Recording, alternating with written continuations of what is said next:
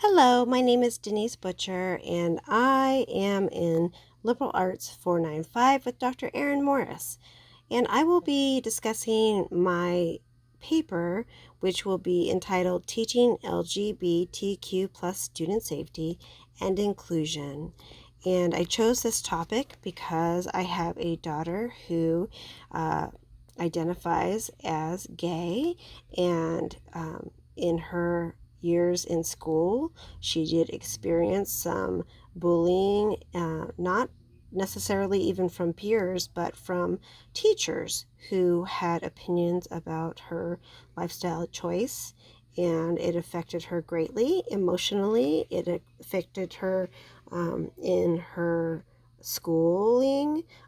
She began cutting, and she also, we luckily, we had a good relationship where she could have discussions with me so we could get her in counseling and also start medication to help her cope with the treatment that she was receiving.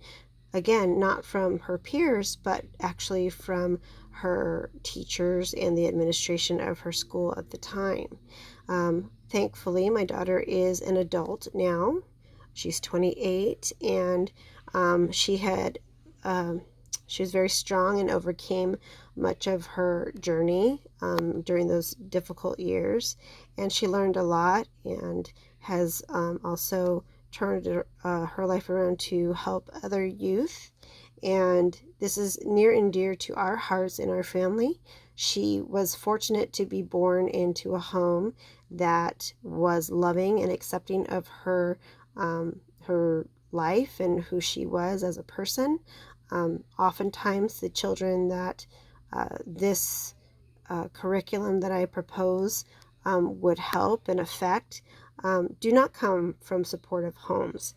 Therefore, I really feel strongly about my subject and want to just give a little background on why I believe that teaching student safety and inclusion to our teachers and administrations will then flow into what our children learn and how they perceive um, their peers who identify in this community. So, a new minority in schools, if we go back not too far in our history, we have already dealt with children of color being the minority and overcoming entering into all white schools. This would also include special education, which had to be fought for special needs students to be included in regular schools and accommodating them. And now, because our history is new in accepting of LGBTQ communities, it has only been really in the last 4 decades that we have openly acknowledged this community in society, and this acceptance is held up by many historical political protections that have passed locally in our states and also in the federal government. So historically, the United States did not accept gay marriage as an example. In fact, in 1996, there was the DOMA, or Defense of Marriage Act, which was signed by President Bill Clinton at the time. And due to this, many states were able to not acknowledge same-sex marriages. Fortunately, in future rulings, the U.S. Supreme Court declared that there were key parts written into the DOMA Act that were unconstitutional. And by 2015, all state bans were successfully ended, and same-sex marriage is now recognized in all 50 states. So in what is in America's history a very short time, but kind of a long time too, this has changed how America has accepted not only same-sex couples, but now are children who are growing up in a little bit safer environment where when they do start to acknowledge their sexuality, they're accepted. And so in this quote, it says, "There is a lack of legislation preventing the bullying of lesbian, gay, bisexual, transgender, and queer or questioning students. As one teacher admits, we've had no guidance from administration on how to handle students transitioning and this teacher who wants to help a transgender student at her school says, I'm not a young hip teacher. I don't know what to say or do. It would be nice to hear from our administration, both school and district levels, what we as a school and a school system will do to support these students." And again, this kind of goes back to what I was saying with my daughter, who found most of her teachers were not very supportive. So now I see more and more of this new attitude, this healthier attitude of teachers who want to help their students who identify, but just have not had the proper training.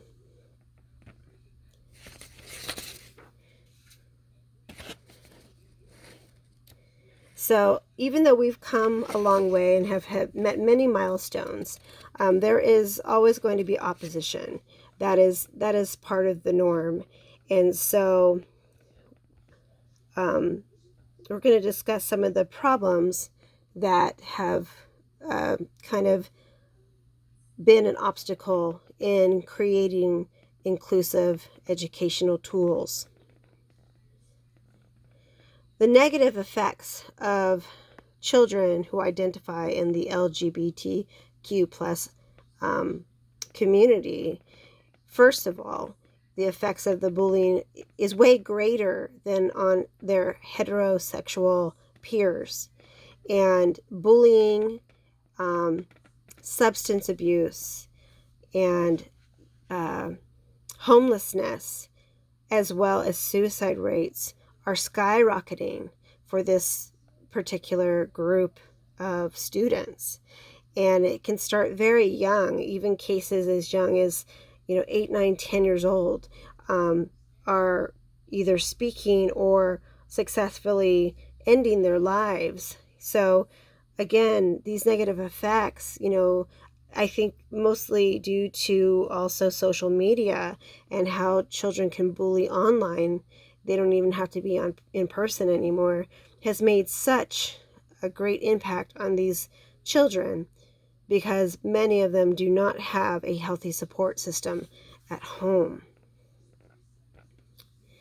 Now, the greatest opposition right now for inclusive training and changes to be made for LGBTQ plus student safety comes from the Christian right advocates. They strongly protest in person, in the legal system, any inclusive education. They just feel that it is their God-given right to deny any type of teaching. They take the sexual parts of what homosexuality is in their minds and use that as a fear tool. And here is an example of something that these types of groups would put out to scare same-sex families, mother and father families, that, kind of use as a scare tactic. And this is not helpful. This actually is more hurtful. And this is, adds to the confusion and the pain and, the opposition of making any significant changes that will protect these students. And so, as hard as these groups, fight, their protest they do stop legislation that could be very helpful, in addition to canceling out any hope sometimes of a school district or a state allowing such inclusive education for their educators and their students, clubs on campus, anything that might be supportive. This can also include materials and history that include anything about historical figures that were homosexual, even though that is not the most important part of who they are as far as their contributions to our history and science. But it is a part of who they were as people, and that should be normalized. So LGBTQ students have rights. More and more states, more and more school systems are able to stand up for their children. In this slide, it says the researchers surveyed 2,500 teachers and students across the country and found that teachers were less comfortable intervening with bullying due to sexual orientation and gender identity than with bullying based on race, ability, and religion. And while 83% of educators felt that they should provide a safe environment for their LGBTQ students by either displaying visible symbols of support or disciplining students for use of homophobic language, for example, only half had taken action to do so. And this was according to the Gay, Lesbian, and Straight Education Network, or GELSON, which is an organization that helps K through 12 schools create safe environments for LGBTQ students. So there is a lot of work to do to get these programs enacted, taught in our schools, because our teachers are ready for change as much as our school systems need the change. And they're ready to be trained because they want to feel comfortable and supported in supporting and helping their children. This is very important to making the right kind of programs that will make a difference. Here's an example of some books that could be, integrated into school libraries that show same-sex families and moms and dads. And in these types of materials, children see themselves because research is showing that at younger and younger ages, children are starting to choose or discover their preferences as human beings, and they need to see their families as well being represented as normal, because it is normal. And this would definitely help, because the emerging consensus, which most scholars focus on, is that teachers and administrators are ill-equipped to handle serious issues that stem from specific bullying of these students. Depression, suicidal ideations, and other at-risk behaviors are not always appropriately addressed by school staff because they don't have the training. And that is an easy fix if we can just get more states and school districts to allow this to become part of the norm.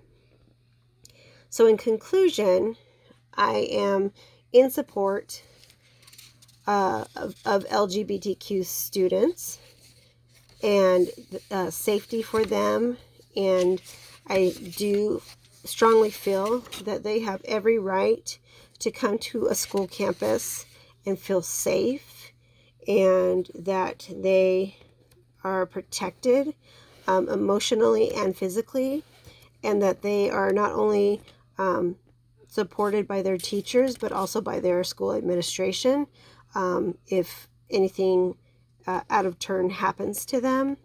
There is a way to do it that would be, supportive for their dialogue and support their family lives, create safe zones, and just make them feel represented on their campuses.